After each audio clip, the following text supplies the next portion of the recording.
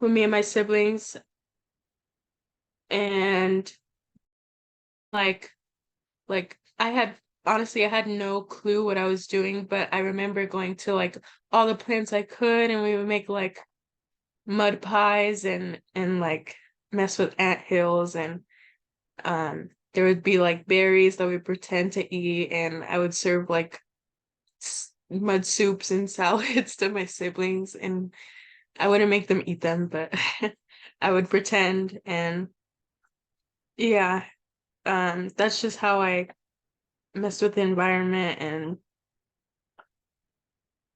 yeah, Good times, explore. right? Good times. I had a few mud pies in my life as well. Always were so amazing. Massimo?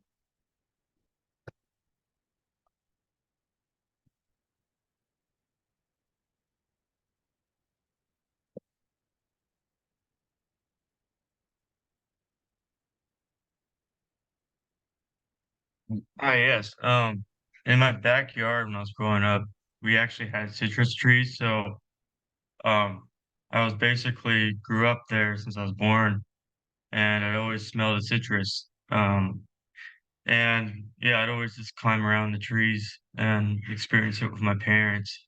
Um, and so that was just kind of my experience with fruit trees. Awesome. Thank you for sharing. Let's go to Aranza. Yes, so the earliest memory I have of foraging sort of was in the front yard of my grandma's house. So there are these like yellow flowers, and she was like, "Oh, try the green stalk part." And so we would chew on those, and it would taste sour and lemony. And that's the earliest memory I have, and I thought that was the start of um kind of foraging. I didn't really do it anymore after that because, like you said, it's probably for a place for animals to do their business. Right. Thank you for sharing. Let's go to Eduardo.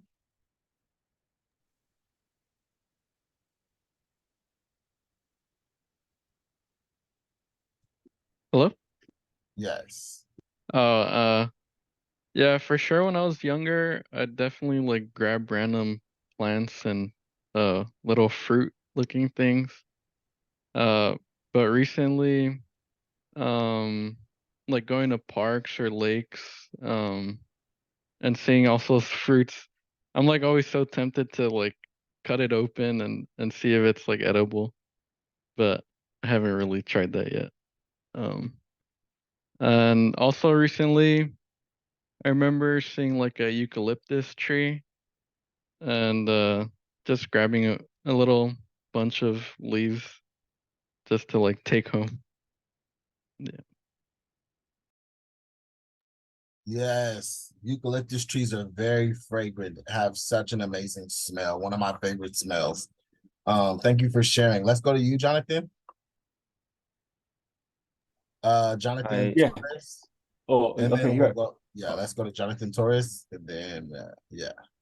Okay. I'm from South LA, but I have family that lives in Orange County. And then when I was younger, we would go there, and there was a like they're just massive like orange groves, and we used to go in the orange groves and pick the oranges and eat them, and it was just an awesome time. Like we used to even like throw them at each other, and it was a happy place because it was like another world because it was just nothing but groves of orange trees, and you just escape in that you just escape in that little world, right? And it was a fun time, and that's what I remember when I was a kid.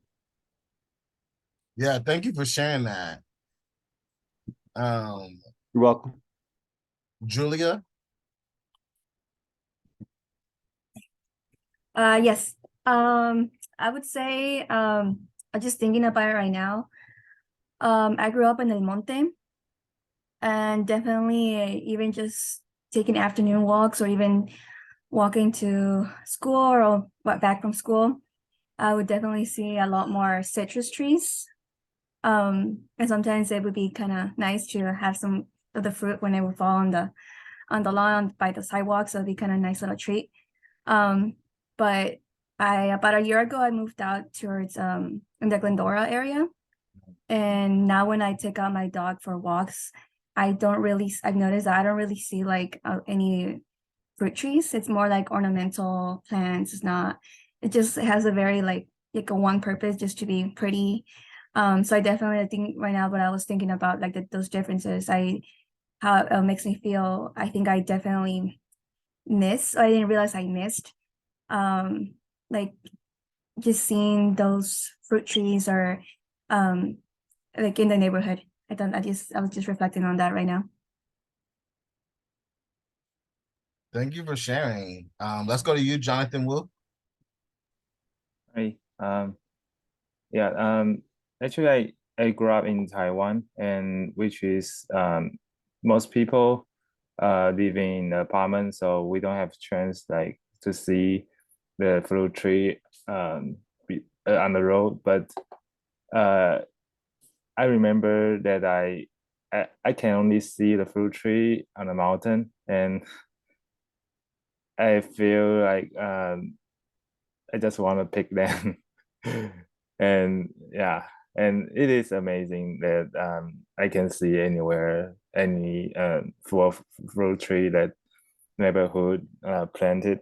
And yeah, I can imagine like many animals like raccoon will like eat them at the night. And yeah, that's it. Thank you for sharing, Jonathan. Alma. Yes. I guess I can share my childhood. I born in Mexico, and over there is a lot. But when I say a lot of wild fruits, uh, in the season in about May, they start to have a lot of fruits. So I remember that we went together with all my family to pick berries and all kinds of fruits. And yeah, I long time ago that I didn't thought about it. Just thinking about it right now, it just made me happy that I didn't thought it up before. Thank you Thank you for for sharing reminding me that. that. No worries, no worries. It's really interesting when we remember the relationship we used to have with the environment, and the way it made us feel, right? And a lot of times as we get older, we become more and more detached from that. It's interesting to reflect on, you know, those times when it was just commonplace to just be so connected to the earth around us. Thank you for sharing. Let's go to you, Jose.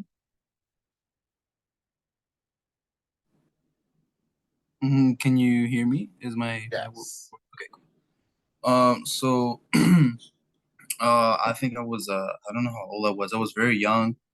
I grew up in not South Fontana, like Central, kind of like the industrial area of it, right where like the steel company used to be. Um, I remember these one set of apartments. They were kind of like U-shaped, and it was a lot of kids that I grew up around with, and there was basically nothing there. It was just a big parking lot. But along the front of the apartment buildings, we'd always have like these patches of grass.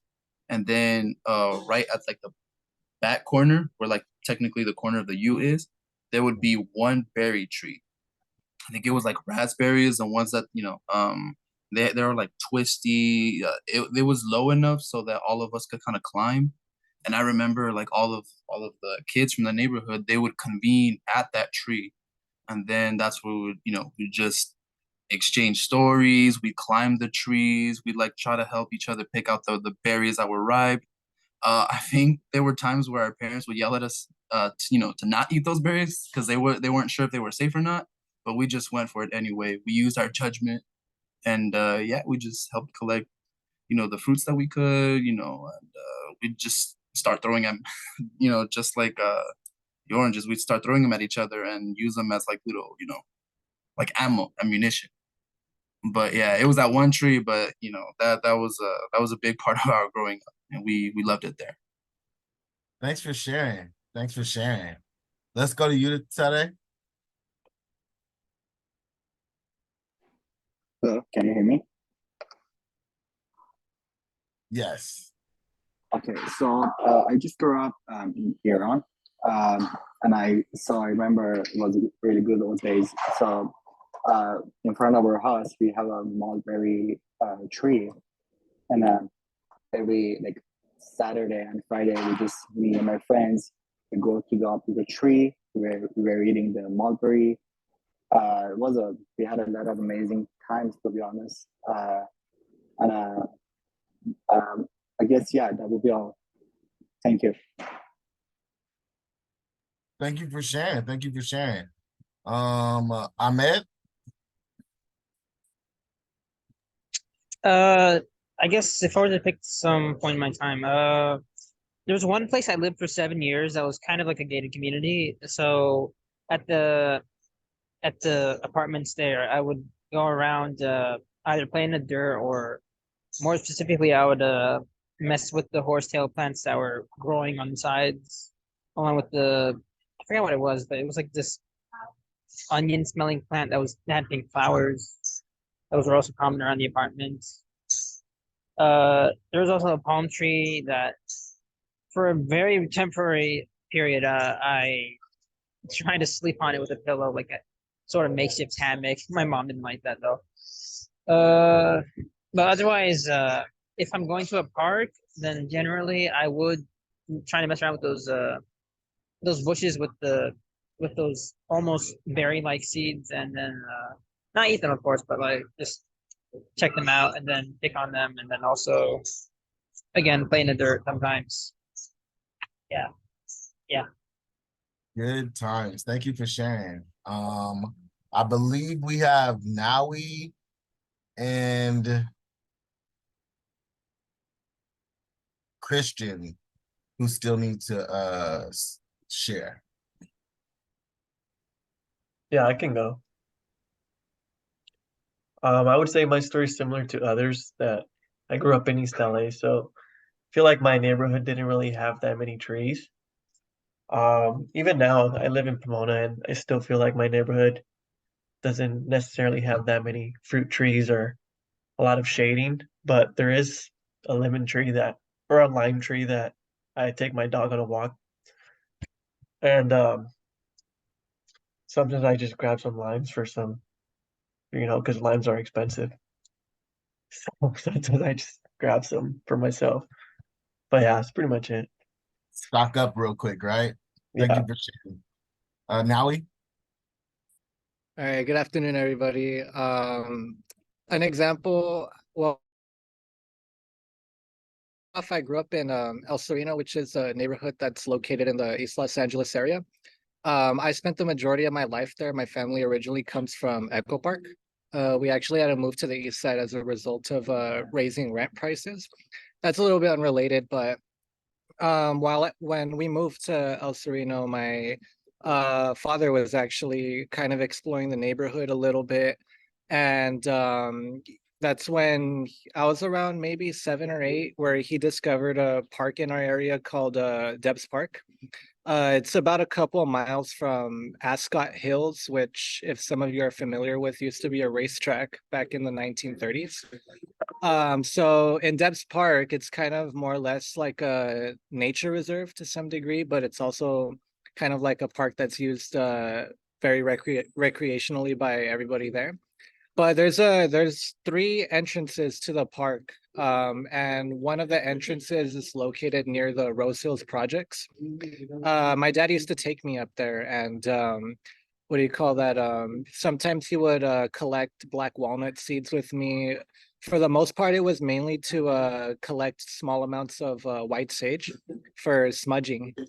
And I remember he would always cut like the younger buds from the white sage, because if you cut the older ones that are look like they have like wooden branches on them, you could potentially kill the plant. But it was he would also, you know, teach me some of the other plants that exist in the area. There's another one called not lemongrass, but it's like this weird little like short, maybe a foot tall plant that if you chew on the stem of it, you get like this really lemon like sour flavor out of it. And we used to go look for those. And my mom, as I got a little bit older, there's a lot of people with cactuses in the area that we live in. And during the summer and like early fall, a lot of them are like beginning to fruit. I forget what they're called in English. In Spanish, they're called pitayas. But my mom would sometimes send me into other people's property to go pick them from their cactuses because they would just have the cactuses there for ornamental reasons. But I would be sent to pick the fruits from there by my mom. It was quite a mission, but yeah, that's they wouldn't even know it was harvest time sometimes, right? Yeah. Thank you for sharing, Aoi. Has anyone else not had a chance to share? I believe Kyle just hopped on. Kyle, we are sharing about neighborhood foraging experiences. If you want to go ahead and share yours, feel free to read the statement on the screen. Just thinking about, you know, what it was like, who you were with, memories that come up for you.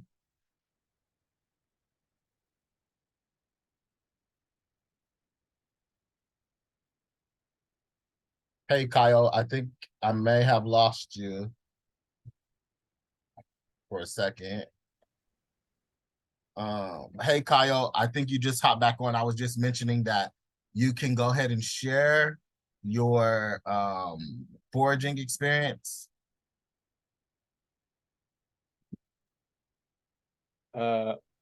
Sure. I guess this winter, my friend and I went foraging for chanterelle mushrooms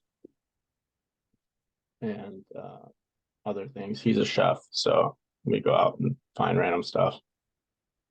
Nice. What did you end up making with it?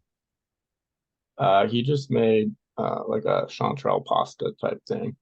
Nice, nice. That Yeah. sounds amazing. It was Well, really thank good. you all so much for sharing. Has anyone else not had a chance to share? Last call. All right. Thank you all so much for sharing amazing reflections. That really explains the importance of building an environment that has green space as a component, right? There's multiple reasons why. We talked about the human component. Many of you all shared the beautiful memories that you all have from having green space access, being able to forge your communities. Many of these plants were meeting spaces, places for you to, you know, access different, I would say delicacies of fruit that oftentimes isn't like, let's say, commercialized, but are very native to the regions that we grow up in and hold a special place in the way that, you know, we connect with our family and our community. A lot of folks shared experiences of having lack of access to green space and some of the challenges that came with that, having to travel, you know, to a friend's house, a family member's house, and that's when you were able to access green space. And many of these things are important to consider because you all are going to be building, right, the future with your landscape design projects and envisioning what should a landscape consist of. Many times you'll be the expert to decide what that looks like. And again, the way that you all shared on your reflections really showed the importance of having different features related to green space access, having not only ornamentals, but also fruit-bearing, berry-bearing, you know, plants and trees. So with that being said, before we get into the details of this slide, I want to jump to a video real quick. Let me know if you all can hear. Can y'all hear? the video? Let me see. I might have to stop sharing and then share. It was lagging a little In the bit. 1950s, there was just 10.5 million people in California. Over years later, today, 1950s, there was just 10.5 million people in California. Over 60 years later, today, there are over 37 million people. Because of the large human population growth, wildlife have been pushed to a smaller portion of our state.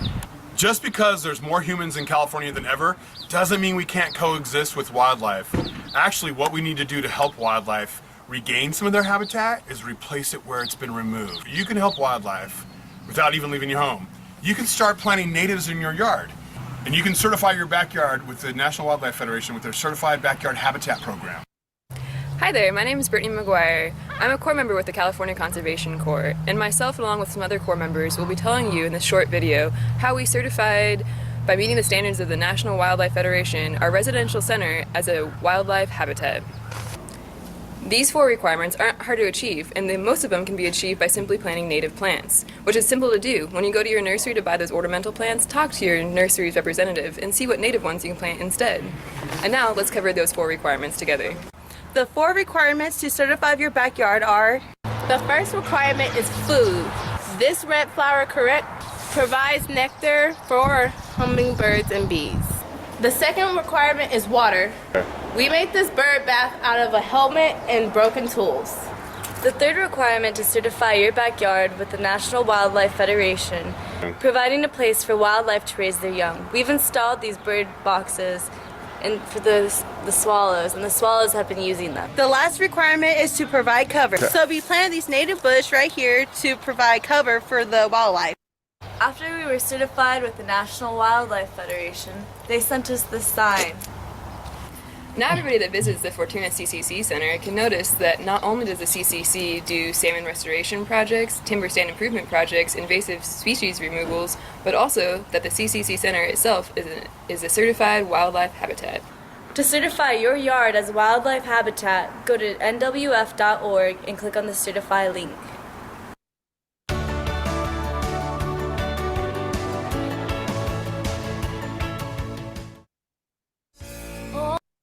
All right, so going back to the presentation, that video was very short but very concise, and it really speaks to the components of a wildlife habitat and some of the important reasons why you should be building wildlife habitats. So what I'm going to have you all do, I need 4 volunteers. I need a volunteer to read shelter. Let me know if you all can see it or if it needs to be zoomed in. I can do it. I can do it. Okay, jump in there for me, Ahmed. All right, shelter. Wildlife needs a place to hide from predators, or if they are predators, a place to find prey. Plants provide this kind of cover, and they also offer protection against the elements during times of extreme heat or rain. Be sure to plant densely to establish good cover. Brush piles, dead logs, and leaf litter provide excellent cover as well. Awesome, awesome. Thank you, Ahmed. Who wants to read water? I could read water. Thank you, Nawi. One moment. Water. Your habitat also needs to include fresh water for wildlife to drink and bathe. This can be as simple as shallow dish or a bird bath with a few rocks in it to prevent insects from drowning. Or you can create a pond with native aquatic vegetation for a larger project. If you are concerned about mosquitoes, simply change the water every 5 to 7 days or install a drip or a filter that agitates the water, which prevents mosquitoes from laying eggs. Moving water is also more attractive to birds. Who wants to read food? I could go. All right. In nature, plants provide important food sources, including berries, nectar, pollen, leaves, roots, seeds, nuts, acorns, and pine cones. Native plants also create an environment, provide sustenance for insects, invertebrates, and fungi. Certified habitats must include food sources for wildlife. Thank you, thank you. And last but not least, who wants to read A Place to Raise Young?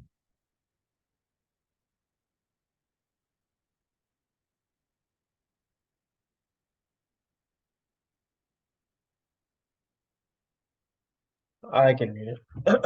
Thank you. Many organisms rely on specific native plants to raise food. For example, butterflies can only eat milkweed as caterpillars, while the endemic blue butterfly relies I on. don't know if it's just me, but it sounds kind of muffled. Oh, does it? That's better. Oh, okay, sorry. No worries. For example, monarch butterflies can only eat milkweed as caterpillars, while the endemic El Segundo butterfly relies on coast buckwheat pollen. Many birds also show a preference when nesting. Some like to lay their eggs in the tall branches of sycamore trees, while other species nest in thick shrubs like manzanita. Awesome. Thank you so much. So wildlife habitats are really critical. And most importantly, when you're in a specific region, it's really critical to have that wildlife habitat be built in with the natives of that region. And we're in California, so we want to make sure that we're building wildlife habitats with California natives, right? So California native shrubs, for example, they provide great ground cover, a place for shelter for many insects and other wildlife. They create beautiful blooms that are pleasing aesthetically and should be informed by climate conditions like sun, shade, and how you arrange your perennial shrubs with your annuals are also important. So these are some examples of some California native shrubs. The penstemon species does well in full to part sun and very showy in the spring. It's important that as you're identifying, what types of native plants you're using, that you connect it to the components of your site, right? Whether or not the site is exposed to full sun or part sun, those things are very critical so that you can, plan out your site and the types of native plants that you'll use. The Ceonothus diamond heights, lovely variegated foliage and trailing habit. So for example, with the penstemon, you have very tall stalks from this plant, whereas the diamond heights is really built to be ground cover and really grows over the ground. Lastly, you have the Armeria sea thrift. This does best in part shade. Adorable pink pom-pom. Again, this is a really nice ground cover plant. But again, you want to be critical on how you plant it in context of your site and the amount of sun it gets. But these are also really great for providing cover, as well as places for insects and different animals to hide. Another component that was brought up are the water features, right? And so having beautiful water features is really important. It could really be basic. Like in the video, it showed a recycled helmet with water in it and some unused tools. So you can be creative or cheap or whatever, but having those features can account for the elements of a wildlife habitat. Some other components of the water features, it represents one of the elements of wildlife habitat. It attracts birds, which allow for bird watching. It creates a sensory experience that is calming, and it's also low maintenance.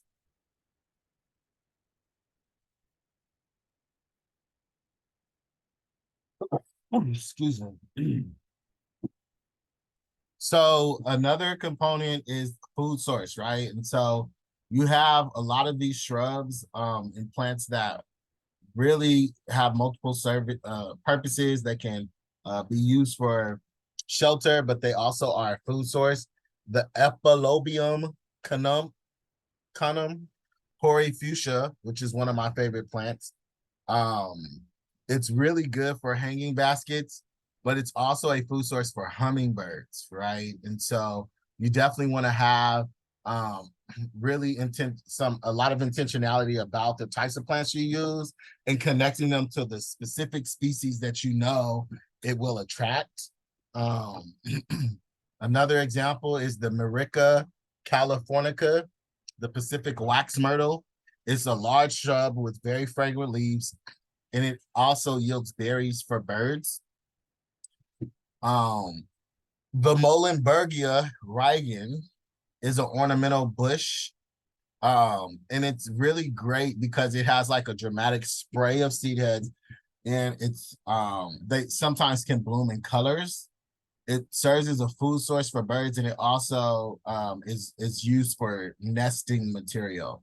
So again, when you're using California natives, you are adding to the ecosystem and you're creating a resource of food, and allows you to support the local ecosystem's food source needs. And planting California natives provides more food options in declining habitats, right?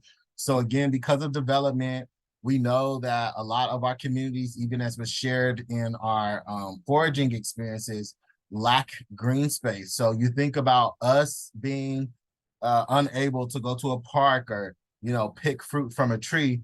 That also means that that's a habitat that doesn't have a stopping location for a bird to rest its flight, right? Its wings, or to find shrubs for its nest, right? And so by us activating landscapes with California natives, we're introducing these types of components back into the local regional ecosystem. Another thing is safety, right?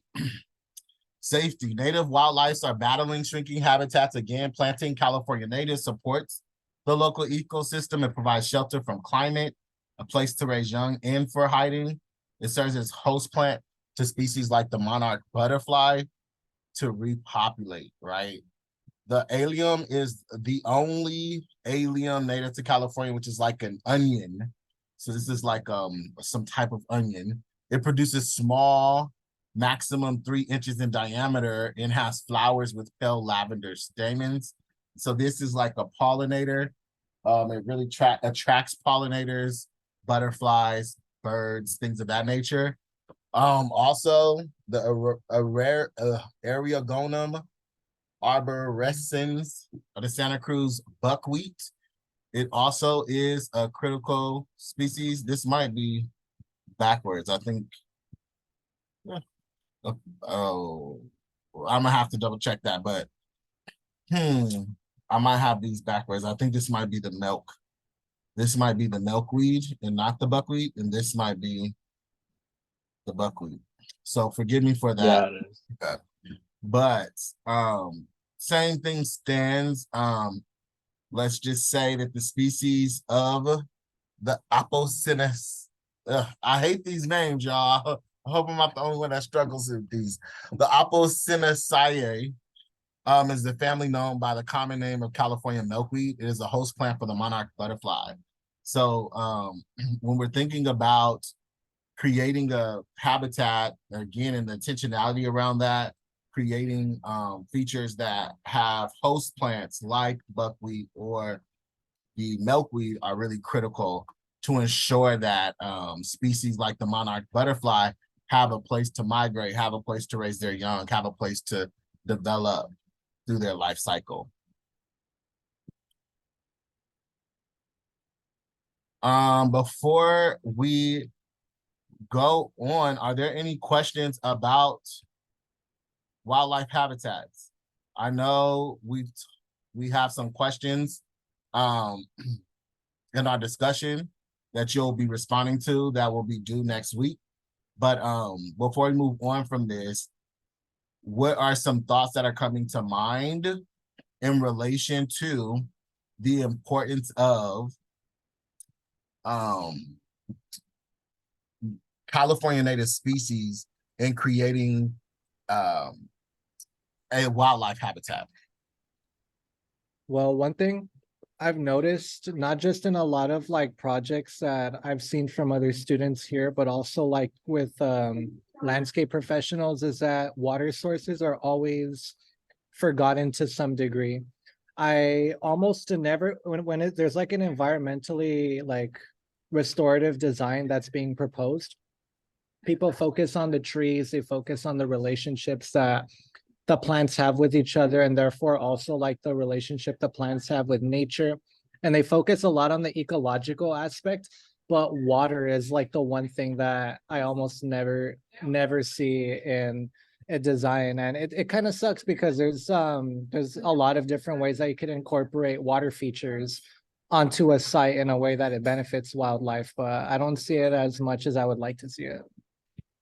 You bring up a good point, now. I think that that's an area of opportunity as well as how we see urban design.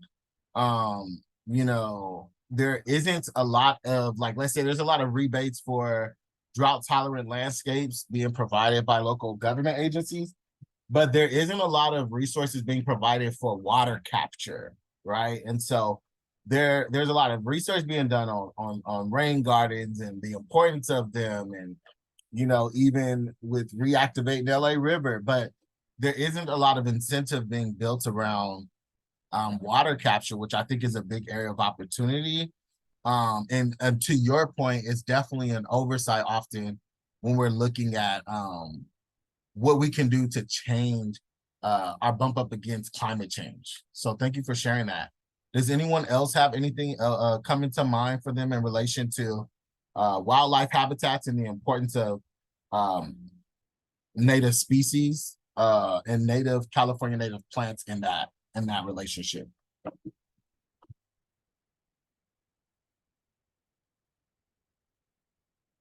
Just have one more person share before we move on to permaculture design. Maybe just in terms of like if you install like an irrigation system in these kind of gardens, just kind of a little concern on like just the location of probably like a main hub, and you know that kind of controls like water pressure and stuff like that. Maybe I just had questions on just like a proper installment location for them in case there's like maintenance required, and that you don't want to disturb these parts of these habitats, because it's like it's like these little micro cities are going on 24/7, and then but then maintenance needs to come along, and you just don't want to get in the way, because especially with bees, because those little guys are going to be pissed if you get in the way or something like that. Yeah, no, yeah, you bring up a good point, Josh. There's multiple ways that you can manage the watering of a site. You know, some of it can be manual, hand watering, but there are some really great irrigation systems. I'm actually taking a landscape certification course right now, and they're teaching us about different irrigation systems and the importance of the water pressure and the amount of time and the square footage of watering that a plant needs, depending on what it is. And the cool thing about California natives is that they oftentimes don't require as much watering, right, as plants that are not native to the region. So to your point, there's an important component of intentionality that has to go into planning what type of maintenance goes into a site, and we'll talk about that in a lecture in the future. But that is a critical component, right? Like, what is the water source? How is it managed in relation to the watering of the your garden, and how do you manage it in a way that is low maintenance, right, versus a garden that requires a lot of maintenance, and what are the needs of the site in relation to that, right? Because you may be on a site where the site manager for the garden, they actually have the capacity to do that maintenance, but you may be on a site where, you know, that garden is kind of on its own, right? And so what type of intentionality can be built into how you manage your site's watering, whether it be manually or through an irrigation system. So thank you so much for bringing that up, Josh. So definitely look over your discussion questions in relation to your wildlife habitat. Some really great questions in there to help get your mind flowing in relation to the wildlife habitat discussion. And do keep in mind that in your design proposals this semester, you will be introducing or proposing the elements of the wildlife habitat on the rooftop garden. So just keep that in mind and leverage the tools that we go over in this course to help think through what yours should look like. So without further ado, let's talk about permaculture design. Here is, okay, cool. So theories of change. So in this course, you will be learning about 3 different theories of change. One of them is permaculture design. The first week you were able to, go over some of the 15 principles of permaculture design and really connect that to some of the site precedents that you're starting to connect with rooftop gardens and wildlife habitats. So thank you for those of you that turned that in already. But permaculture design principles is a whole systems design approach to developing sustainable human settlements and institutions. It's rooted in horticulture and agriculture. Permaculture design also touches on regional planning, ecology, animal husbandry, technology, architecture, and international development. As an urban designer, policymaker, and planner, this is like, I love it. I love permaculture design because it really allows me to assess a scenario very quickly based off of the principles that are represented in a permaculture design. It allows me to say, okay, this is how this site is operating. And that allows me to then connect it to the different stakeholders related to that site and their vision for how the site is operating or should be operating. And that allows me as a policymaker, as an urban design strategist to then inform whatever interventions should be made on the site to achieve the desired outcome as expressed by the different stakeholders, right? And so again, the theories of change in a lot of ways help streamline these conversations, as well as help organize the information that sometimes is complex, sometimes overwhelming, and sometimes you're trying to figure out, what do I do with this in context of my landscape intervention? And so again, we'll talk about that a bit in this lesson. So there are 3 ethics of permaculture design and 15 principles. The ethics are people care, earth care, and fair share. The principles are use and value the margin, creatively use and respond to change, observe and interact, catch and store energy, obtain a yield, apply self-regulation and accept feedback, use and value renewable resources and services. And there's a couple that I can't see right now.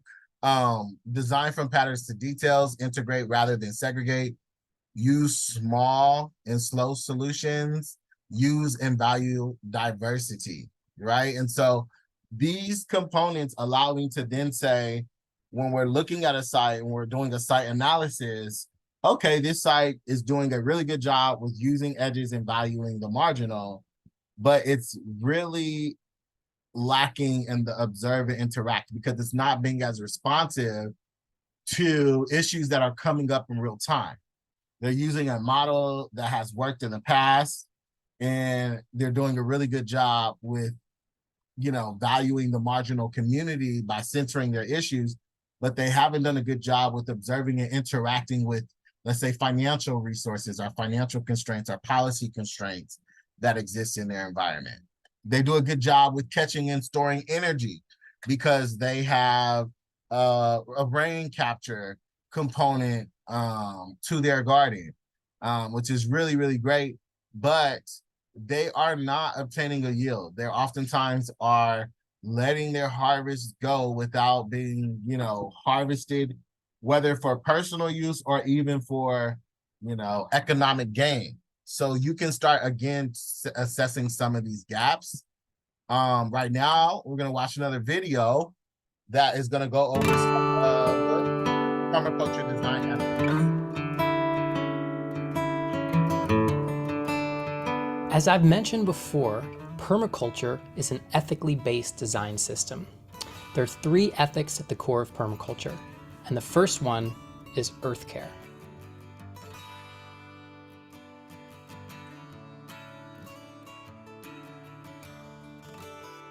Where we're directed to protect natural systems and rebuild degraded ones.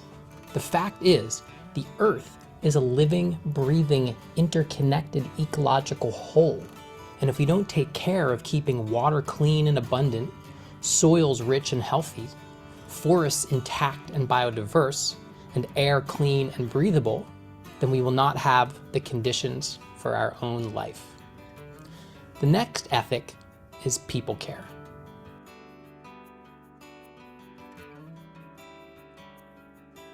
If we design with the health and well-being of people in mind, then people have the security and stability to take good care of the lands they live in. People in intact and robust communities are empowered and can make good choices. So people care is at the core of a permaculture design. The third ethic is called fair share. And it relates to limiting consumption and putting surplus back into the first 2 ethics of earth care and people care. It's not just sustainable for a small amount of people to accumulate more and more wealth while many around them don't have enough. The imperative is to take excess wealth and use it to help others, and invest it into restoring the natural capital of the Earth's ecosystems. You could say that this massive free open online course is taking the surplus of Oregon State University and giving it back to the world community in the form of this educational offering. You cannot have a stable and enduring civilization that does not address equity, the distribution of resources, and the causes of poverty as they relate to land degradation and pollution.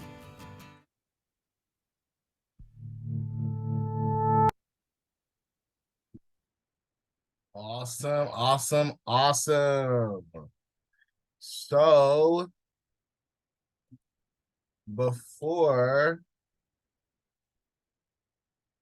we go on break, I just want a couple of folks to share what are some of the things that stood out from the permaculture design principles, as well as what was stated on the video in relation to the permaculture design ethics.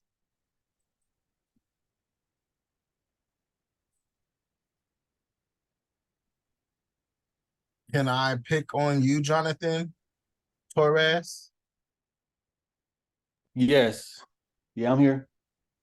Can you share what stood out for you in relation to, permaculture design principles and what was stated in the video related to the ethics? Oh yeah, I mean, if we go back to California native plants, like the whole ecology subject got stuck with me because I work for a California native company. It's called Saturate. We design we design landscapes for residential areas, and it's all about transforming these landscapes into California native, which you talked about. It just preserves our wildlife, our natural wildlife, California native birds, bees, and whatnot. Between the plants, we also install drip, micro drip, to better sustain water, and that's what really got to me, the ecology of permaculture design. Thank you for sharing. Thank you for sharing, Jonathan. Thank- Alma, can I pick on you to share? Yes. Yeah, I like the idea of the sharing or the eco sharing that you show in the image there. I think yeah, everything interconnect to be able to be a sustainable ecological design. Awesome. Thanks for sharing. And then I just want to have one person connect this to the important role a landscape designer has in achieving permaculture design.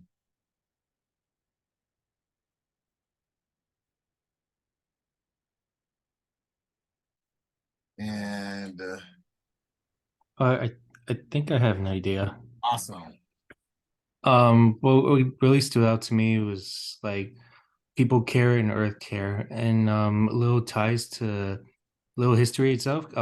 There was one course I took about the relationship between people and the streets. Like back then, like way before the auto industry, the streets really belonged to the people, and they had like access to get to the stores or like or just anywhere. Like they didn't have to worry about like looking back and forth too, making sure that like there's like no speeding cars coming in. But like with the auto industry and like with some like these propaganda that they used to had, it's like they're kind of picturing pedestrians as like obstacles now, with the from the industry, and nowadays too, like nowadays too, in a way to reduce like these carbon emissions, or like in a way to prevent or like and reduce like all these like dust. I forgot what they call it, but they come from tires and they kind of like um but anyway, maybe part of little history kind of plays a little role, especially when it comes to like people care and earth care, because like you want like in a sense to like the concept integrate rather than segregate, to kind of make the streets not only accessible to cars but to also have people an opportunity to like have like a safer relationship with these streets, because you have like these events that where people can just ride their bikes or walk or like whatever. And sometimes so yeah, I think I forgot how long it goes. Or like also just or just like general public events that can be safer for pedestrians in the street. Recentering the pedestrian, recentering green space, and allowing it to reclaim the space, right? Because that's what was there, like you're mentioning, before it was development, before it was concrete infested, it was nature, it was the people. So no, Yeah. thank you for sharing that, Josh. Welcome. Let's go on break for about 5 minutes. We'll get back around 7:11 and we'll get back started. And we will be breaking off into groups to do an activity related to permaculture design. So I'm really excited about it. Come right back in about 5 minutes. See y'all shortly.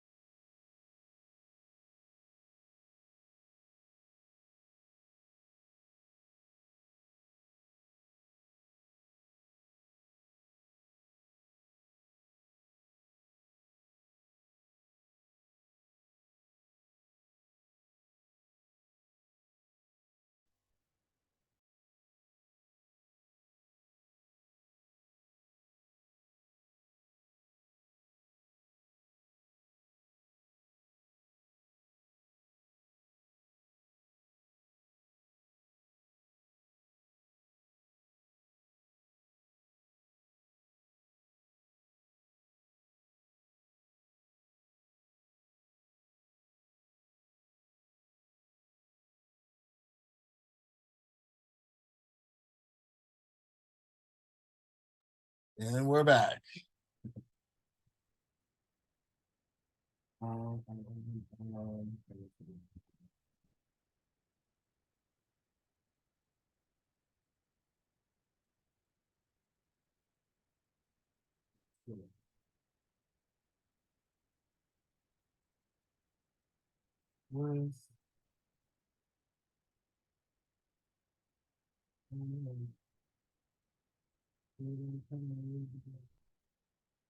All right, we are back. We are back. Let's see something. So we are going to do an activity. And it's going to be some skill practice for research.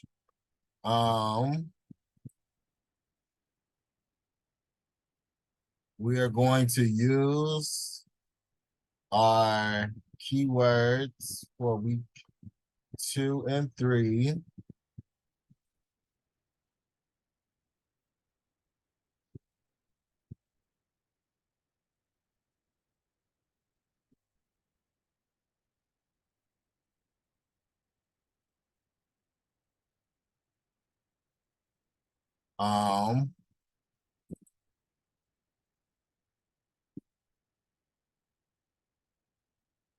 We'll go here, copy.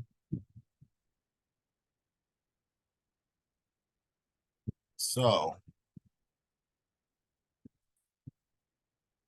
I want to give you all, this is the keywords document. And I'm also going to drop a Jamboard link, which you all will use to complete this class activity. We're going to break off into 3 groups, and I will give you instructions shortly on what we will do.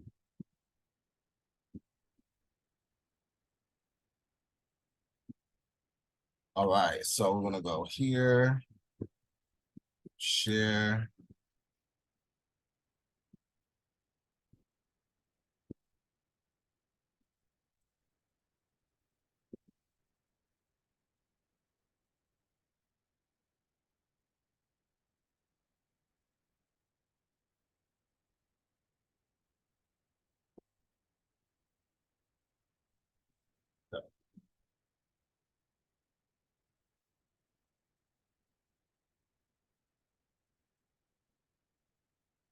How do I get back to y'all?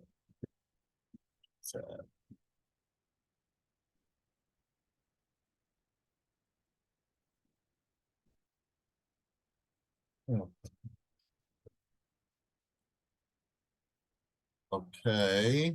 All right. Share screen. Don't want to share that.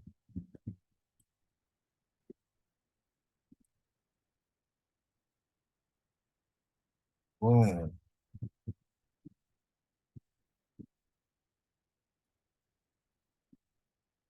What's that?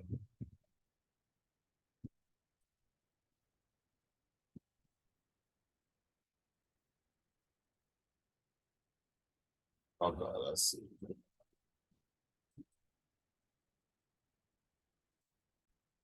Can y'all see my screen? Let's see. Yes, we can. Yeah. Present. All right. So we're back. And we're going to do an activity so that we can have a better understanding of the different considerations we need to have for our site. So the address of our site is 303 East 5th Street, Los Angeles, California, 90013. For the class activity, we are going to split off into 3 groups. One group will do climate data. Another group will focus on socioeconomic data. And another group will talk about bioregional data. Okay. Related to climate data, group climate data will identify the rainfall by month, right? Just identify the different components of rainfall by month. Then you'll also identify the historic rainfall event, the most significant rainfall event that has happened at that site or in that site's region. You also want to see about sun path details. So you could talk about like full sun, the different components of sun path details that are relevant for this activity. You can just chart that, okay? So group 2 will look at socioeconomic. You'll look at the demographics of the region, the income data of the region, as well as overcrowded housing, and green space access. And then lastly, group 3 will look at bioregional assessment, different California native species that are prevalent in the region, native animals that are dependent on those species, and then regional climate. Okay, the key words document has several links that should give you access to all of this information, but I will be close and stopping in each group to see how the discussion is going, how the activity is going. What you want to do is using the Jamboard, as you find this information, you want to put it, add it to your group's Jamboard section. Are there any questions?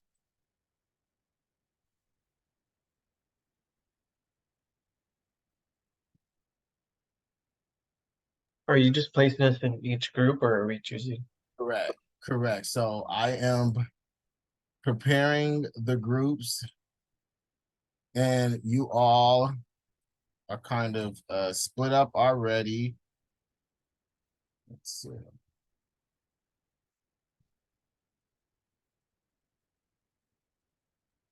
And I'm going to open the rooms up.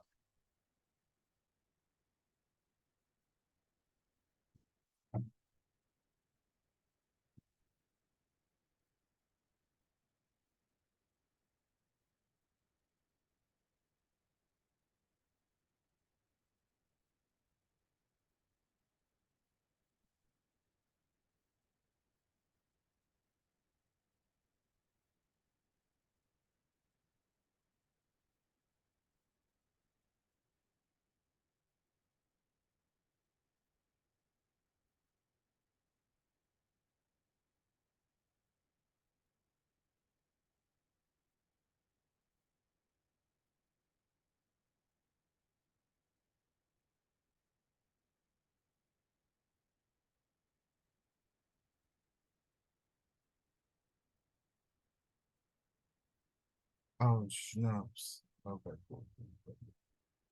Yeah. I love it.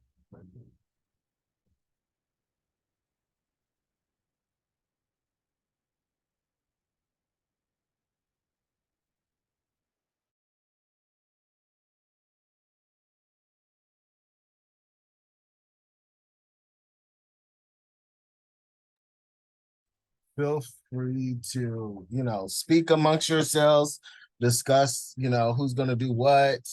But yeah, just add your responses to the Jamboard. Do y'all still have the link to the Jamboard? Yeah, I have it. And everything makes good sense. Y'all be able to do the activity. Y'all have any questions? I don't think so. Awesome.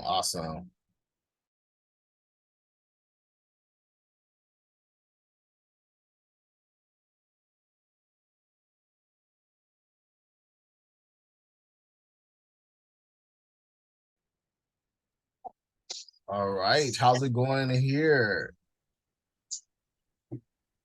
Feel free to talk to each other to decide who's doing what. But I did want to jump in and see if you all had any questions. Yeah, so we're doing climate data, right? Yes. All right. The thing that you were showing on screen is there a link that we can see the presentation to see the questions? Yeah, so it should be on Canvas under the lecture, uploaded.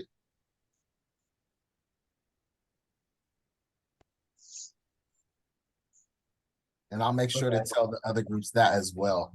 but feel free to reference the presentation on Canvas. Okay. All right.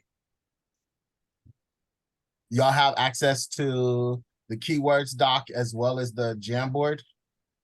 Canvas, and this is under modules. I put it in the chat, but it is under there. Like, you know, you can find it through the Google Drive, but let me put it in the chat for you so that it is like right there. Let me see. It's here in the chat. Is it? You still there? Yeah. Awesome. Feel free to access that link. And it'll give you access to the climate links, the native plant links, socioeconomic, all of the links that should support executing this task.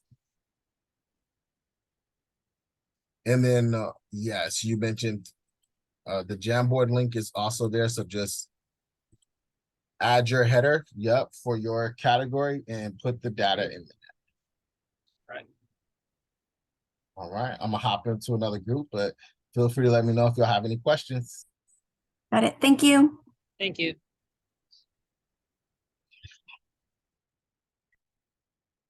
We're supposed to.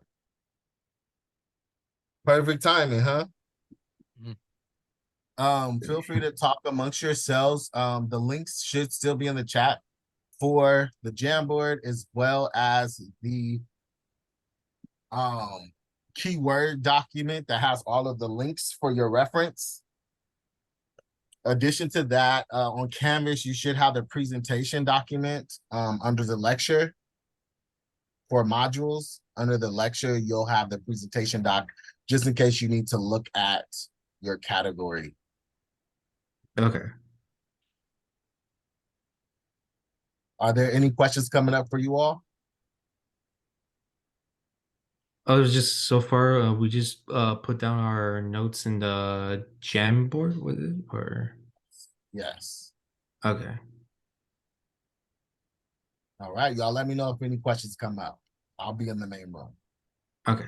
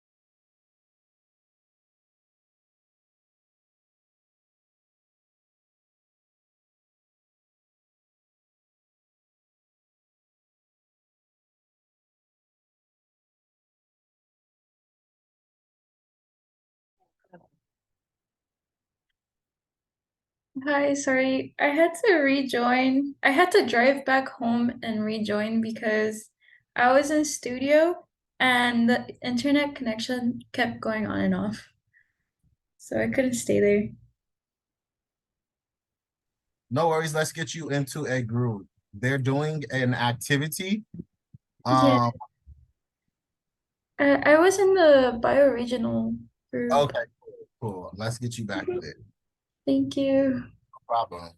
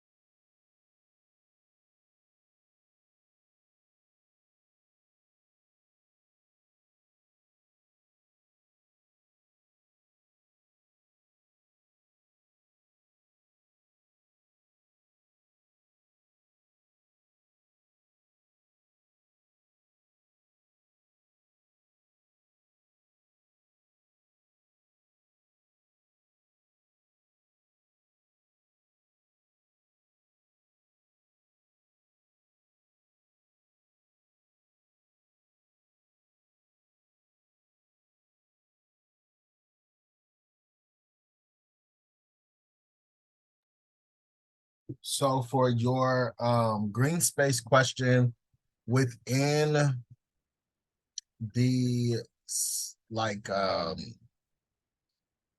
let's say 1 mile radius of that site, how many parks exist, if any at all? That'll be a great way to account for green space.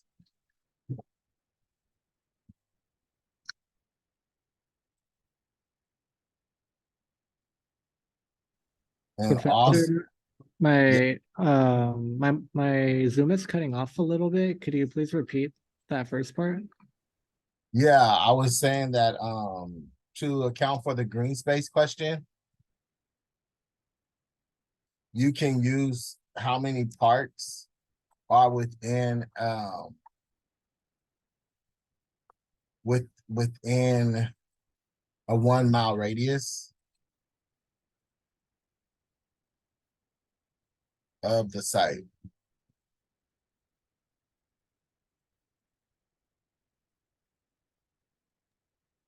Can I use like a diagram to kind of show that? You can. I don't want you to have to create one if there's one that exists that you could, Yeah, yeah, I yeah. was looking, I couldn't really find one, a good one.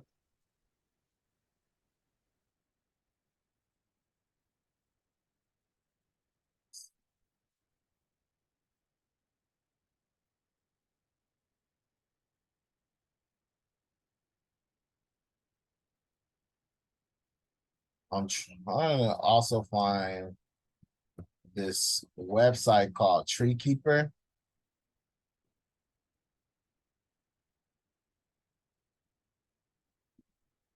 And it will tell you if there are trees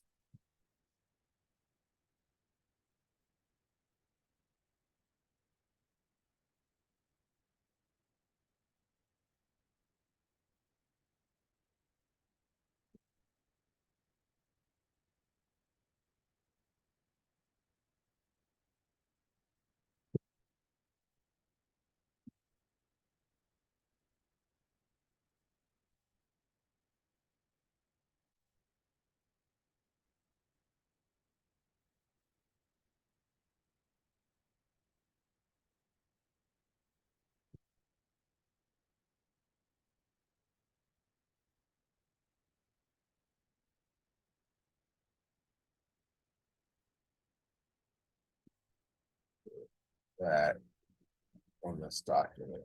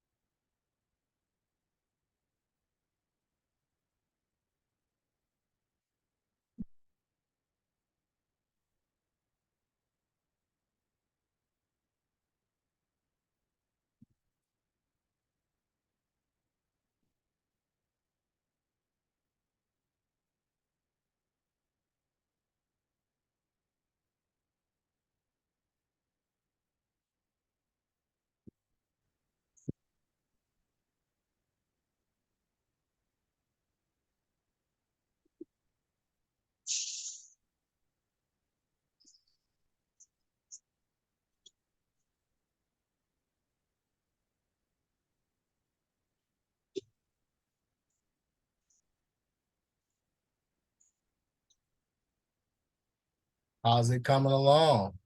We got a couple of more minutes. We're in the climate data group. It's going. Awesome. By historic rainfall, what exactly do you mean by that? Like, is it a specific year or that you're talking about, or It can be just in the history of the region. oh, okay. Okay. Because for me, I did average temperature for 2022. That's perfect. But I don't know if it's this group that, let me see. I'm not sure. Is it this group that's doing the regional rainfall? We're doing rainfall by month, and then I saw historic Okay. rainfall. I think that Yeah, that historic rainfall event is just like in the history of the Oh, yeah. okay. and no, no. Uh-huh. Sorry.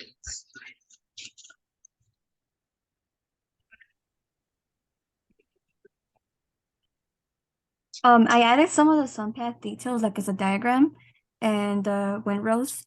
Would you like that to be, I've added them as pictures. Did you want them to be more like written out? No, that's perfect. You can explain some key highlights though. Bullet Okay, points, sounds some key good. highlights. Okay, thank you. That's cool.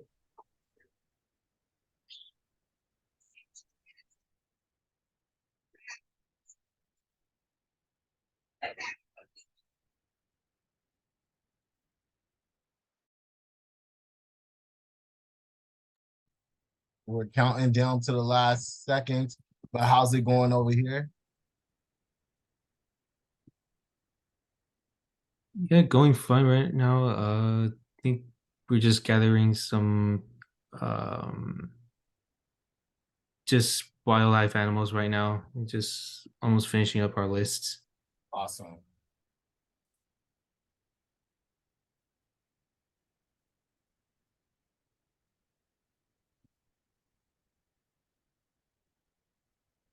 Bunny. Oh.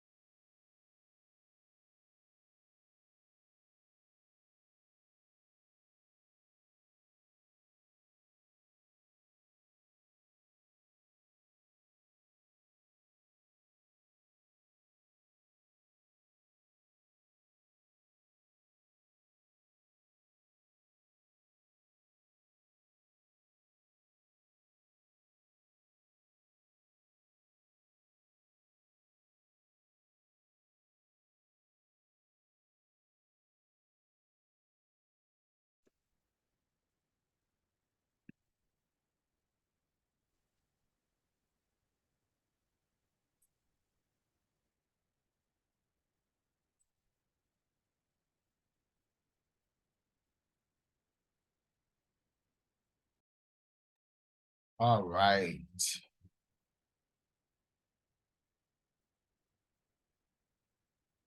So we are all back, but before we go over that, I want to show a video.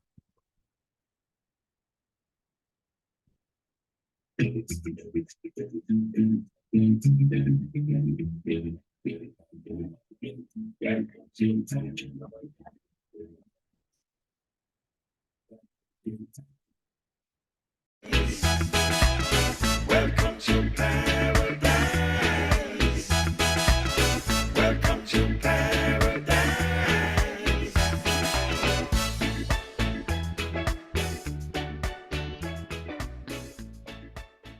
Welcome to week 7. Gonna talk about some tips for the week 7 assignments. And we'll start with climate data.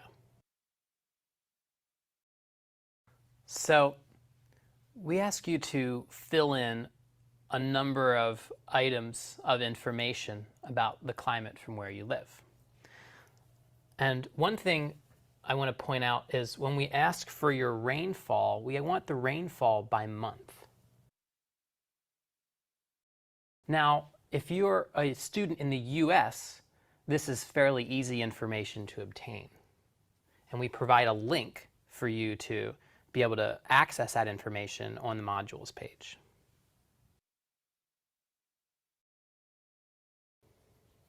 Now, if you're not from the US, I mean, we have students from a wide variety of countries in this class, and there really is a wide spectrum of what kind of climate data you have access to. So I basically just want to tell you, we understand that if you're not in the US, you may not be able to get the kind of climate data that you can in the US, and we completely understand that. So just do the best you can.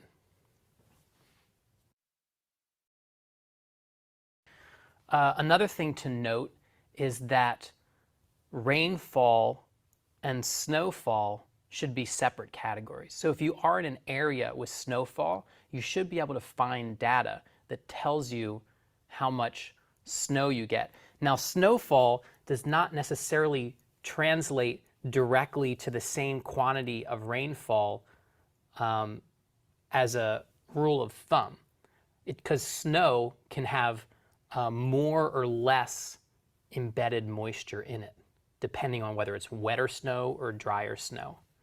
So you may be able to, there may be data that tells you how much a foot of snow in your climate translates to. Is a foot of snow an inch of rain, an inch of precipitation?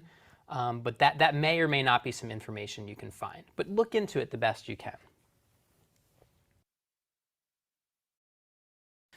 Now, the other thing is that we're asking you is to not just think about the physical climate, rain and temperature. We're also asking you to give a little thought about the socioeconomic climate of the area that you live in, because this really is actually an important piece to understanding the overall climate, right? I mean, there's the personal climate too. What is your state of mind? But when you're looking at assessing your place within your environment where you are, the socioeconomic climate plays a big role on some of your design goals and what the context is that you live in. So,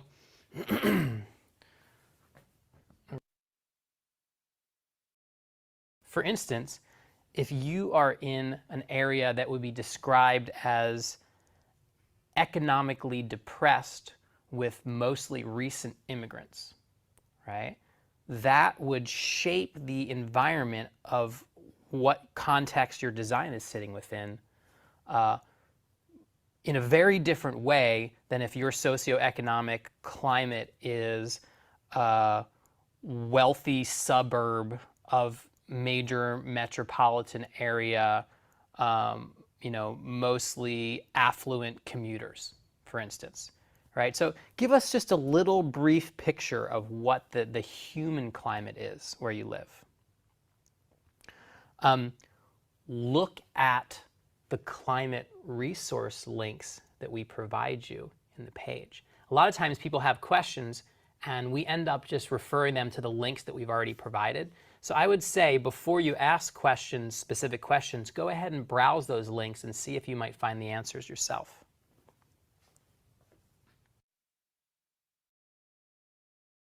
And the last one is, we really are asking you to see if you can find the historic maximum 24-hour rain event. Finding this historic rain event will tell you something about the peak flows in your environment. Okay, so now we're going to look at the bioregional quiz.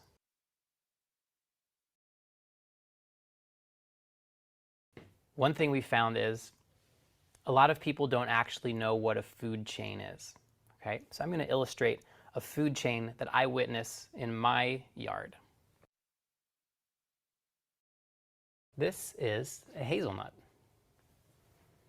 Now, if I get up in the middle of the night, I hear this little crunching, scratching sound. I have a hazelnut tree right out of the bathroom window. And you know what's up there eating the hazelnuts in the middle of the night? Yep, you guessed it. I'll draw it and we'll see if... Rats, right? I've got rats up in my hazelnut tree eating the hazelnuts at night. But you know who else I hear that's sitting there and hunting the rats? Woo, woo. So in my yard, I have a food chain where the rats eat the hazelnuts and the owls eat the rats. And I believe that the owls are the top predator in their particular chain. So that's an example of a food chain, right? Is what is the primary food item? What is the thing that eats that? What is the thing that eats that? And how does the circle continue, right? And so this is just a very simple food chain example. Now, another question from the bioregional quiz is, what flowers are the first to bloom in your environment?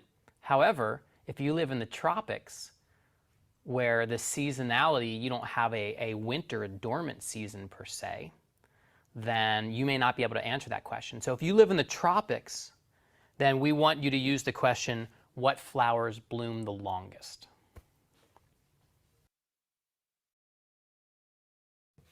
Okay, and the last thing I want to point out is when we ask you about what the medicinal herbs and plants are in your area, we want you to use indigenous species, and we want you to include the botanical names.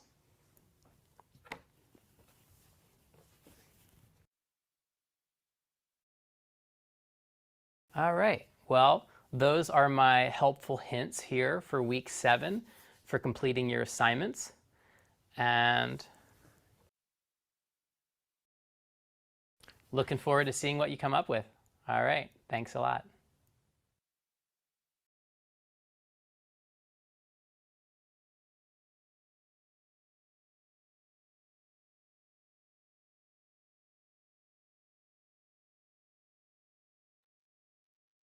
All right, so we just did that activity, and I would like you all to share some of your takeaways from your activity in context of the video that we just watched. So I'm going to go to the climate data group first.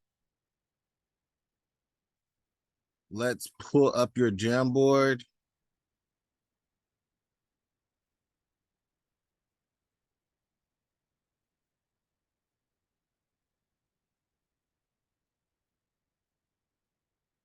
All right, so climate data group. Let's go ahead and present what you found.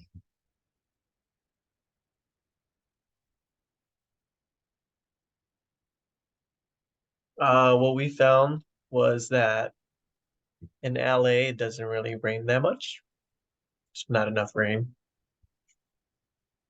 I mean, lately though, there has been, I think this year was pretty crazy with rain, but I think that's just due to climate change. But in the previous years, there really hasn't been that much rain. And I don't know what else my group wrote. Another note about the rain, for the most part, the most prominent amount of rain expected in the year is around late fall to early spring. So from October all the way till March, basically. And then it eases out and gets to the lowest in general around June or July and May.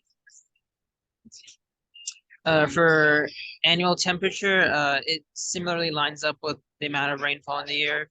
The less hot it is, the more rainfall there is, and vice versa. Some of the details we found regarding the sun and the wind is, as we know, LA, this Southern California area has a lot of sunlight and it's very sunny. So an average, LA averages 12 hours and 10 minutes of sunlight per day. For the wind, most of the wind is seen during February, March, and the least wind is seen around August. Just based on some of the diagrams, you can tell the sun path throughout the year. and to share information about the direction of what the sun's coming up and going down.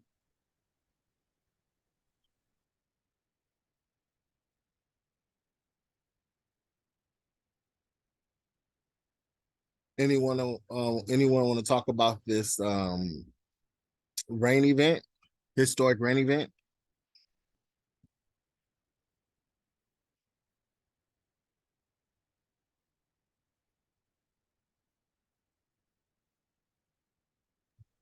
I just think from experience, but also from watching the news and trying to keep up with the what happened a couple weeks ago. I think definitely the city was not prepared.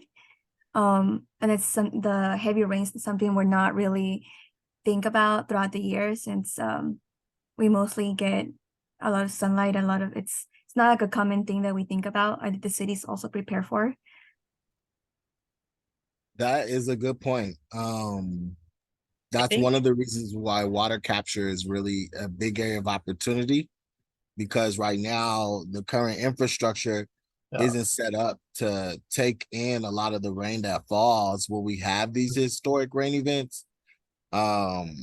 It's talking this notation here is talking about the 5.8 almost 9 inches of rain that fell on March 2nd, 1938. If I'm not mistaken, that's the historic rain event that was connected to that flood that resulted in the LA River becoming a hard bottom river. Can someone confirm that for me, whoever put that in these notes? I know that it was linked to the LA floods of 1938, but I wasn't sure about the encatchment thing. Yeah, so that's a big component of the development of this region, right? So the Los Angeles River Basin floods, and historically its floodplain was definitely along the river, but also kind of rolled into the marshes of Santa Monica and what is that? Marina Del Rey, right? And there's a lot of old creeks throughout the LA River Basin, throughout LA, throughout Compton, throughout Long Beach, that no longer exists, right? And a lot of those either were developed over, dried up, and similar to the LA River, many of them became hard bottom channels to control the flow of the river and to prevent future flood events. Yeah. And so that definitely impacted, the ecology of the region. And one of the components of that was the loss of wildlife. One of the biggest things that folks talk about, especially people, native communities here in the region, they talk about the salmons that used to ride up the LA River from the ocean, right? And those salmon passes do not happen anymore because, again, the river's hard bottom and it's very polluted. So yeah, just a little history of the region. It's interesting that the region's historic flood event, the historic wet event, is connected to the historic flood event. Yeah. Thanks for sharing. Just one reflection from your group related to the permaculture design principles, and the importance of knowing this information to inform a strong design intervention.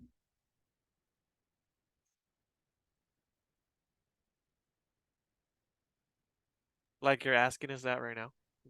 Yes. So why is knowing this information important to develop a strong landscape design intervention? I think it's important because when we do get these historic rainfall events, we should be prepared to, one, find a way to catch all that rain that we desperately need, not just let it flow back into the ocean, and two, to prevent from flooding of that said garden or that infrastructure that you're doing. Hugo, I see your hand. Thank you for sharing. I've also attended I don't know if it was like a seminar or like some type of like um meeting that like the I think it was last year, and it was talking Mhm. about like events that happened like 100 years, 200 years, and it's like very well structured, but it's like they kind of said it's like there's events that like won't happen for another 200 years or 500 years, and it's like it's impossible for like landscape architects to like because sometimes it seems unnecessary. So it's like should we be prepared for like those specific events? It's deemed unnecessary because it's like it's not like it's gonna happen on a daily basis, and it's sometimes like using resources like for something that only will occur maybe not in someone's lifetime, maybe it's like someone else's lifetime. Thank you for sharing, Hugo. And that's definitely noted, right? Like in the context of this particular framing of historic events, but it is something to know. But with that being said, also just considering some of these other points that were identified in this section, right? Like a rainfall by month. Why would that be important? Are the sun path and wind details, the average temperature? Why are those details important for your landscape design interventions?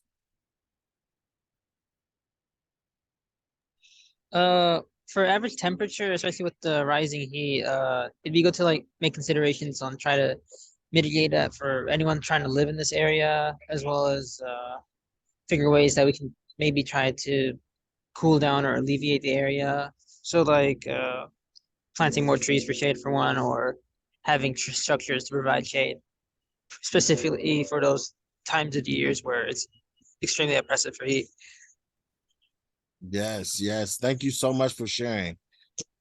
That is a very powerful response, right? We do want to know because, again, you can implement elements through your landscape intervention that address temperature, that address, the urban heat island effect, that, create shade, things of that nature. And also, you can create a riparian habitat within your garden, depending on how you create it, right? And so even though there may not be rainfall, there are species that do require riparian landscapes. And so by you developing one, you can account for those species that may need that in years or times where there is a drought, right? And doing it in a sustainable way with the mindset of accounting for the wildlife habitat component. So thank you for sharing that. Let's go to demographics.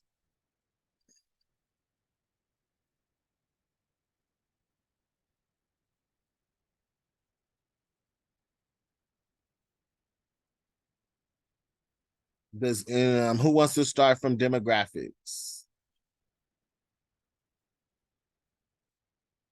I guess I can speak on behalf of my team. So what we learned about the region based on the socioeconomic research that we did was that it appears that the majority of the population is Hispanic and Latino, and the second highest majority is white alone. I did have questions about that because I did look at other sources, and what do you call that? The population was evenly distributed between whites alone, Hispanics, and African Americans. But we did get our information from the U.S.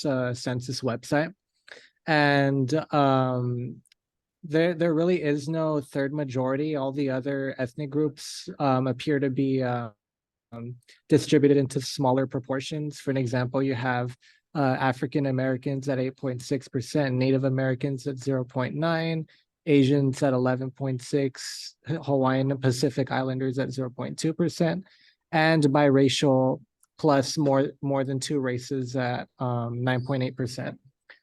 And yeah, based on the income data that we've been able to obtain, we also found out that the median household income is $69,000, which in relation to the median income for the city of Los Angeles is pretty average. And I was also a little bit skeptical about the people in poverty, because it's the percentage we got for that one was 16.6, but another source that I looked at said it was closer to closer that 40% of the people live below the poverty line. And the amount of households that exist in this region are over 1,384,851. Then these are just households that I believe were created from 2017 through 2021. And then we have our overcrowded housing and green space section, which we were able to find that the area is pretty densely populated with, in 2020, the population per square mile being 8,304.2 people per square mile. And the land in square mile in the year 2020 was 469.29. And there are approximately 14 parks, but as you can see, there's an overwhelmingly large amount of urban sprawl and what do you call that? Urban spaces, in contrast to like the very little green spaces that are available. These appear to be a lot more smaller in size, the parks, than the rest of it. And I think there's a ratio I was learning about in my other class that said that the amount of green space to hardscape ratio in parks or cities in general should be around 3 to 7. So yeah, it definitely does not look like it's within that ratio. Yeah, well, thank you so much for summarizing that, Nawi. What are your big takeaways from the data that you received? Are you all collected? And why is this important information to know related to your landscape interventions? Well, one of the takeaways that I got from the data is I'm often reminded that when I look at this type of data, how diverse a lot of these communities are. And it kind of is unfortunate, because in the places where you get like the highest amount of like parts per million with like pollution in the air, or the water has like the most contamination, or there's like very little access to green space, it's usually in places with higher diversity, predominantly of people with color. So looking at this data again is a reminder that there is a need for change in equity in communities just like this, especially that are a lot closer to the city as well. And what was the second question that you had? Why is this important to know related to your landscape interventions? Sorry, you cut off. Could you repeat that one more time? Why is this information important for your landscape interventions? Because it's going to inform us on what kind of things are missing in the community and what things need to be changed about it. So if we already see, for an example, over here with like the amount of parks that we have, 14, you would think, just hearing 14 parks, that it's a lot of green space already. But when you look at it on a map, you actually get to see how small these green spaces actually are. And so this information, for an example, would be able to inform us that more green space is needed in this community. Or if we see like what do you call that, like the population density as well per square mile, that will also inform us to either create more open spaces where what do you call that, people can walk around and not be so crunched up in a city space, maybe a place for people to gather, or perhaps what do you call that, community housing. Those are just examples, but but in a nutshell, I feel like information like this most definitely informs what is required to make the space equitable. Nice. Thank you for sharing that, Nawi. Anything coming up Yeah. from anyone else in the group? And then also thinking about how this connects to the need for the green space for wildlife as well. I did want to add, like, I think it'd be interesting to divide the map that we have up there into the half that has most of the green spaces and the other half that doesn't, and see what the population is in both halves. Because looking back at the principles, like integrate rather than segregate would be something to think about in terms of where populations are mostly in the circle, in the square mile. Yes, thank you for uplifting that.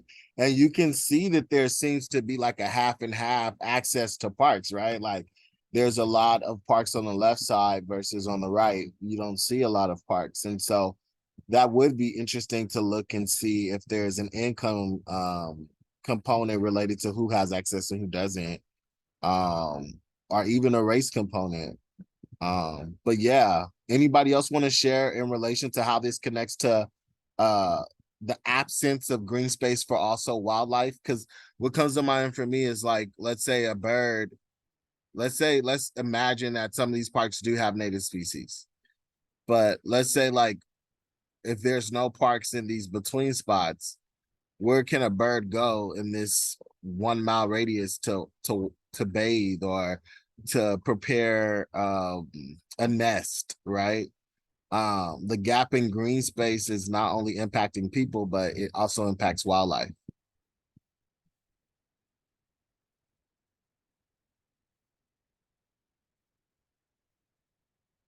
All right, let's move on to the last group, regional climate, and different regional bioregional assessment.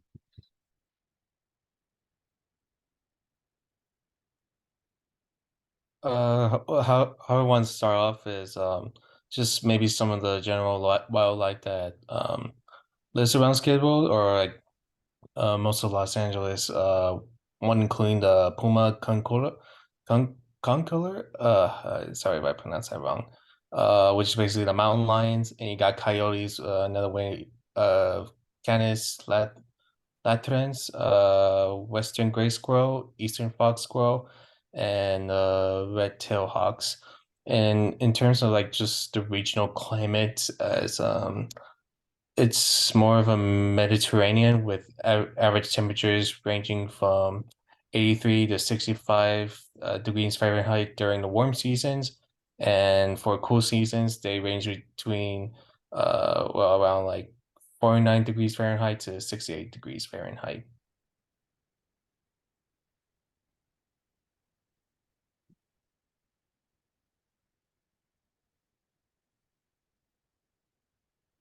If someone could do the plant species. Awesome. So one of the things about this bioregional assessment, it really accounts for some of the wildlife, native plant species, as well as animals that are native to the region. And this is important in relation to how we build green space or build landscapes, because a lot of these wildlife species are losing their habitats, right? So you talked about the puma and the mountain lion, coyotes.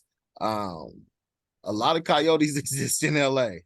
People take pictures of them all the time. Animals are they're you gotta be careful with your cats and your dogs, especially the small ones, because they will get snatched up, right? By these native species that habitats are being overcome by urban sprawl and development. The other thing is too is you have squirrels, you have birds, you have lizards, you have all of these different wildlife species that really require a lot of plants, right? The native shrubs, plants and trees that are ideal habitats for their wildlife habitat needs, right? And having an assessment of the different wildlife food chains, as was described in the video, I want you all to just talk about how this is important to know, and how your landscape interventions inform what type of wildlife can exist within a site. Sorry, can you repeat the question again? I probably got cut off again. So why is this information important to know, and how does your landscape intervention inform what type of wildlife can exist on a site?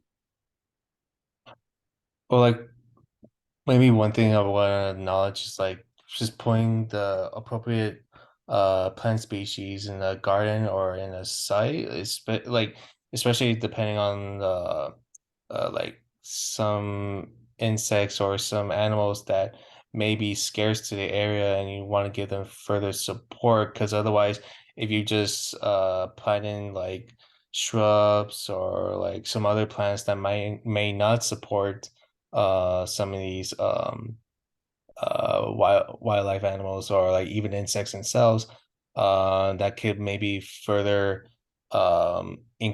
increase their well, and like endangered chances to like how you say it, it's just it's just in a way to kind of support them, like is to kind of reduce their chances of like going extinct or like in or putting them part of like in the endangered species list.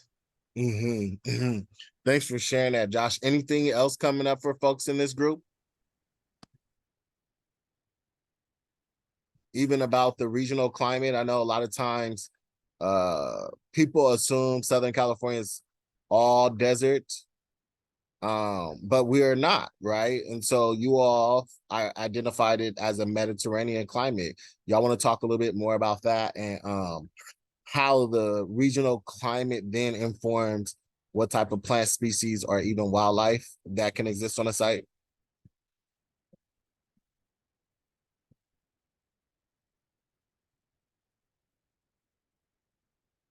Not everybody at once.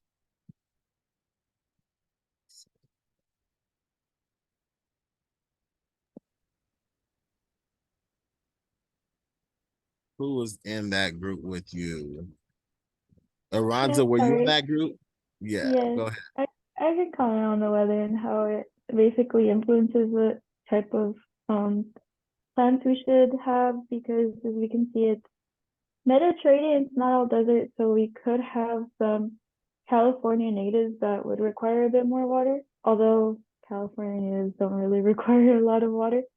But just being able to incorporate those as well, where they could actually also thrive. It doesn't have to be just these plants like white sage that can survive in with no water basically. And then so by incorporating like a wider palette where it's like different water requirements, we could also attract more biodiversity. Yes, thank you for sharing that, Aranza. And that brings up a good point. You know, the different type of plant species and the different water requirements are critical. And that changes depending on what region you're in. And planting suitable local California natives just really address a lot of the drought challenges that we have for our region, right? When you're planting California natives, you're not going to have to water as much as you would for a species that is not native to this region. And that also prevents overwatering or overusage of water in an already drought challenged region, right? And so that's a really good point, Aranza. Another thing is, you know, a lot of folks are dismissive of California natives, but when you really see it, they're very beautiful. They have the ornaments that a lot of folks are, you know, getting these non-native species for. So really enhancing your gardens with California natives is not only responsive to the regional climate and needs, but it also can have that aesthetically pleasing component as well. So yeah, thank you all so much for participating in this activity. I'm gonna give y'all a couple of minutes to just take a quick break before we continue with the lesson. We're probably gonna not get through the full lesson today, but we're going to try to push through it for the last 15 minutes. So come back in about 3 minutes. Sounds good?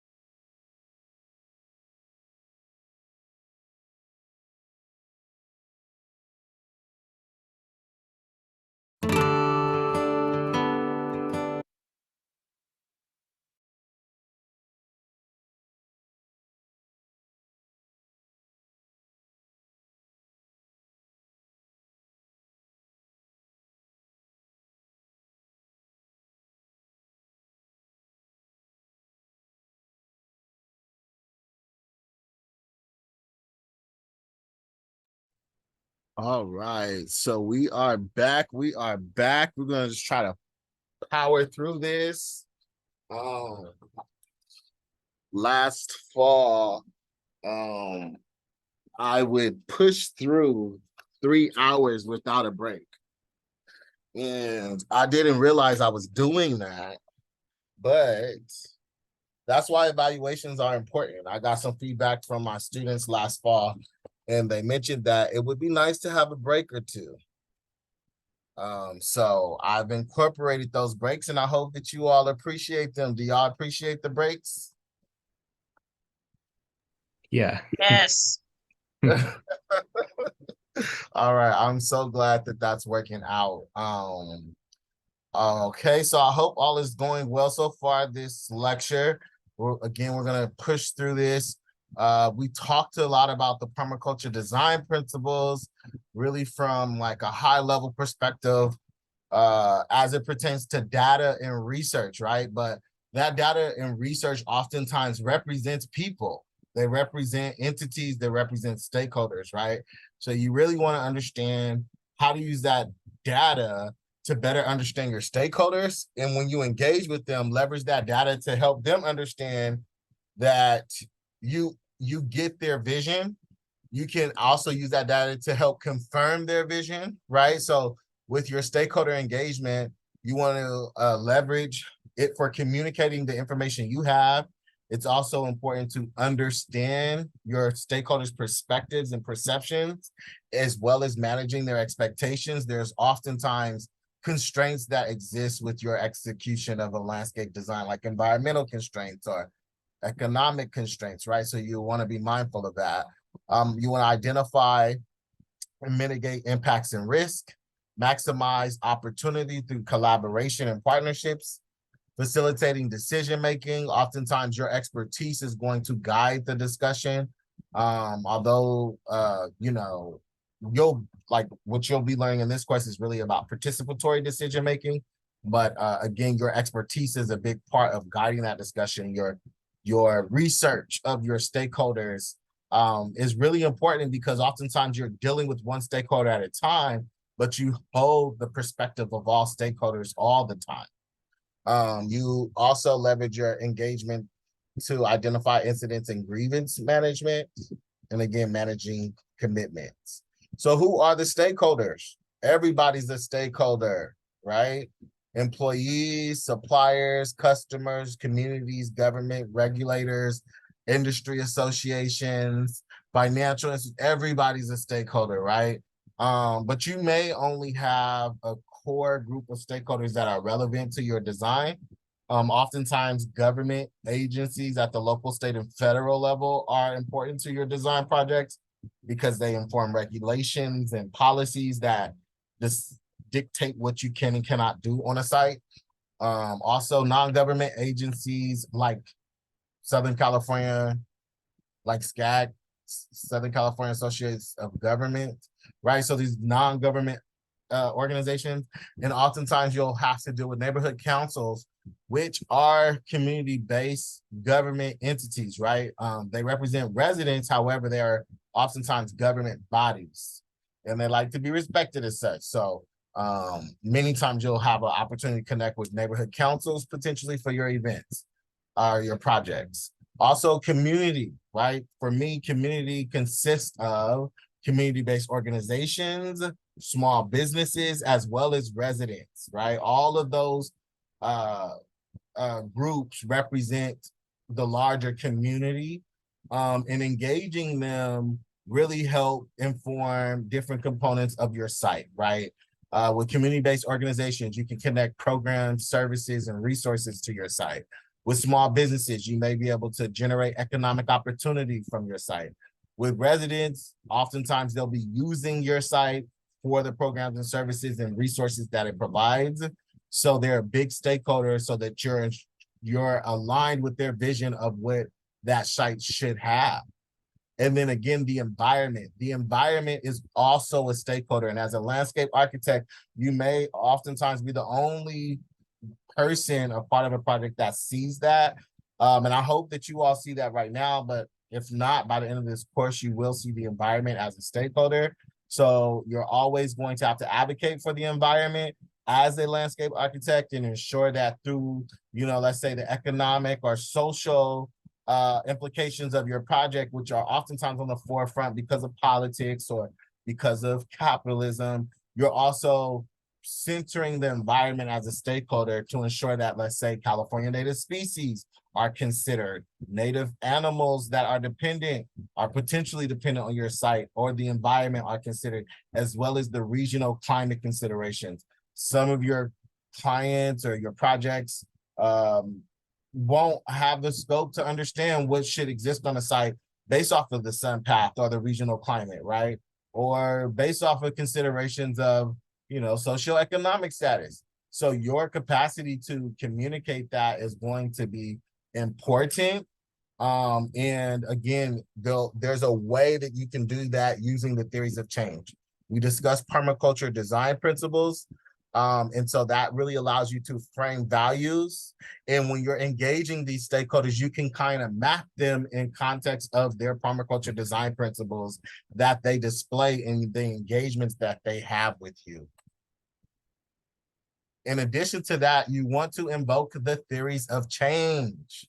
Theories of change is a narrative-based strategy for change that is guided by story-based strategy. It is a participatory approach that links movement building with an analysis of narrative power and places storytelling at the center of social change. A narrative canvas, the narrative canvas is a tool that I created that helps I developed to achieve community-informed policy solutions as well as design solutions, right?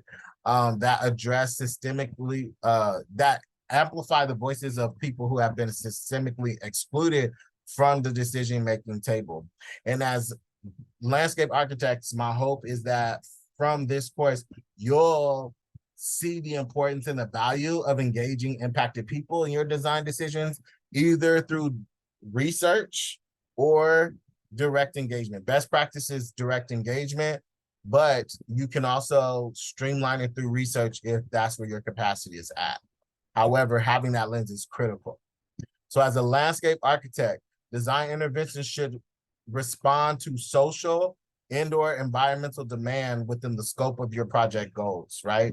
Oftentimes you'll be working for someone, so you definitely want to make sure it's aligned to the project goals, but you should also account for the social and environmental demand within that scope. So your strategic narrative to do that is to reflect your story in context of how compelling it is, how credible it is based off of your data research, what's the level of congruence between words and the actions, the action plan of your project, telling your story, be it in a boardroom or on a public stage or in the impacted community. You want to hear yourself tell it in the best way you know how, right? In a way that resonates. A lot of the science to landscape architecture, the math, that's not always going to resonate with your audience. So you want to know how to convey it to your target demographic, no matter who that group is. And that may change from stakeholder to stakeholder, right? So how's your narrative received by your stakeholders? The pushback and skepticism, especially when you're in the ideation phase, you really are looking for that because it helps you strengthen your design. It informs your design. It helps you identify ways to improve your design, and it allows you to create elements in your design that communicate directly to your stakeholders, right? And it also allows you to adjust how you act. There are two ways to address incongruence. You could change what you say, or better yet, change what you do. And oftentimes it's the change what you do. You don't want to do lip service. And oftentimes, again, with your landscape architecture projects, those are going to be visions that manifest in the physical world. So there will be communicating values, right? And so again, when you're looking at the theories of change, it helps guide how you communicate those values, how you leverage your stakeholders' narrative to inform your strategy and your approach around your design projects. So we already took our 5-minute break, so we're going to push through this. The narrative framework, again, is a tool that I developed. You employ the narrative-based strategy to identify social and environmental landscape intervention opportunities in the existing landscape, investigate challenges and successes in the present landscape project target area, develop design solutions that connect the dots between social and environmental justice for California natives and LA Mission residents. It informs design decision makers through design proposals with site analysis, design precedents, and written narratives, which will include constraint considerations, programmatic recommendations, etc. And then lastly, it synthesizes that information in like a final project or a proposal, right? So this is an example of how this canvas is being used in the past. I've used it in a lot of spaces, like for policy work and policy engagement. But you'll be using this tool a little bit differently. I updated it to include your review of wildlife challenges, community challenges, California native challenges. What I want you to do, and this is in your Canvas assignment, you'll be doing the challenges, solutions, and then you'll be responding to the narrative development, and then you'll be identifying permaculture design principles. This is a roadmap just to show you that when you're doing a landscape project, especially when it's participatory, and you're engaging a lot of stakeholders, you always want to be moving the project forward. So when you're identifying barriers and opportunities in existing systems, after you do that, you investigate those challenges and successes that are present in your site. You develop solutions that connect the dots between those barriers and opportunities. And then you propose through your design proposals to the decision makers. In this case, it'll be like, let's say the LA mission, and how they want to, fund the rooftop garden project based off of your design proposals. But your design proposals will be informed by a lot of your research, and how you organize it will be informed by these tools. So you'll be using this tool to, again, inform your assignments related to not the rooftop garden project. That'll come later in the semester. You're going to adapt this to a report that you'll read within the next couple of weeks. And you'll have to connect the dots between challenges, solutions, and permaculture design principles related to that report. So that finishes our class for today. I do want to do a quick stoplight check-in. You can just put a thumbs up, thumbs down. How are y'all feeling? How was the class today? How are y'all feeling about the semester so far? Thumbs up, thumbs down, comments, questions. Feeling all right. Okay, I see a lot of thumbs up. Okay, cool. Folks got a chance to go to the put your hand up if you went to the field trip on Friday. Awesome. Thumbs up if you enjoyed yourself at the field trip. Awesome. Well, I'm really grateful for folks that were able to show up. So far, it's been great to connect with you all. I see a couple of folks from last fall joining this semester, so it's really great to see some faces that are familiar. To all the new folks, it's great to be sharing space with you on this journey. Feel free to stay on if you all have any questions, but all of your homework should be posted. I'll be on the lookout for your assignments that are due today. I've seen a couple posted already, but definitely let me know if y'all have any challenges with any of the assignments or the instruction. There's only one due tonight, right? Correct. Okay. Because he said assignments, so I was like, oh shit. Like, my bad. But yeah, I will talk to you all soon. Next Monday, we'll have class again. But until then, I hope you enjoyed the class session today, and I will talk to you all soon. Thank you. Thank you. Thank you. Very welcome.